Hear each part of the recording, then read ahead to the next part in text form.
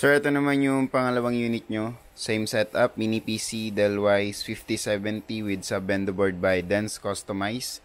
Activated for Wi-Fi 5 software with license. And yung Huawei Wi-Fi 6 natin and TP-Link EAP225 na outdoor antenna. Pakita ko lang yung serial number. Last 4 digit, focus lang natin. Last 4 digit DFB1. Kanya mag-focus, wait lang. So yun, DFB1. Then yung kanya namang serial number, dito na tayo tumingin. Last 4 digit 7698.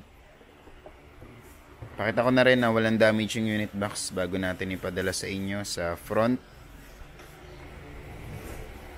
side, and other side. Katulad kanina, ginamit na rin natin dyan yung mga actual LAN cables para walang maging aberya pagdating dyan sa inyo. So, pakita ko rin po yung loob ng unit box. So, mini PC Dellwise 5070 and sub-bendo by Dens Customize. Then, connect tayo sa SSID para sa building 1.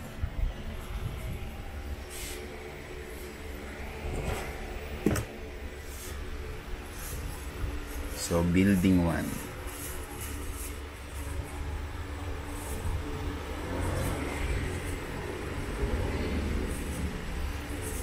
So, ito. CBNSHS building 1. Connect tayo sa 5G.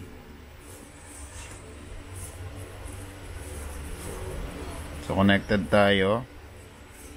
Pasok tayo ng client portal. Hulog tayo ng coins.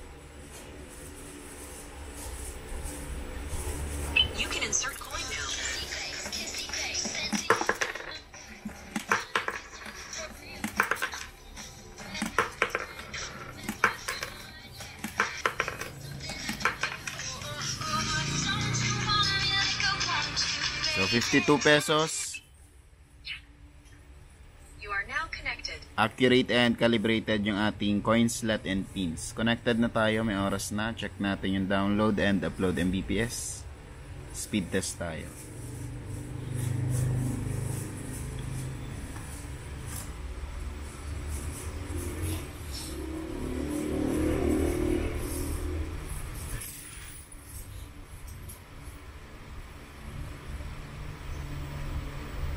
Ang download 1.33.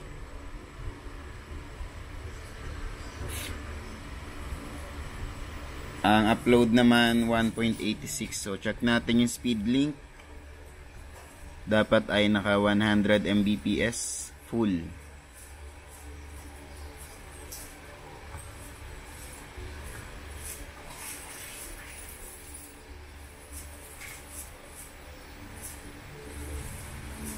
So yan, speed link.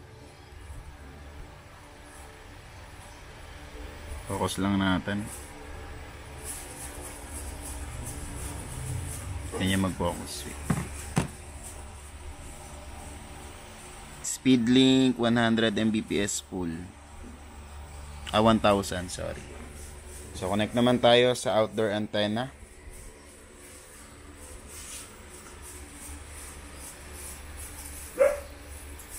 Building 1. So, outdoor antenna, building 1, second floor.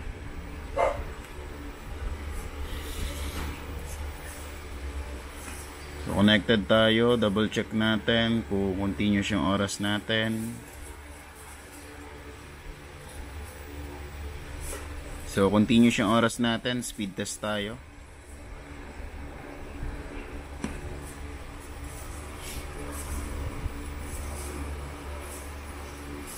So, working po lahat ng unit niya, sir. And separate video na lang po natin yung additional na isa pang outdoor antenna para sa naunan yung unit. Thank you po.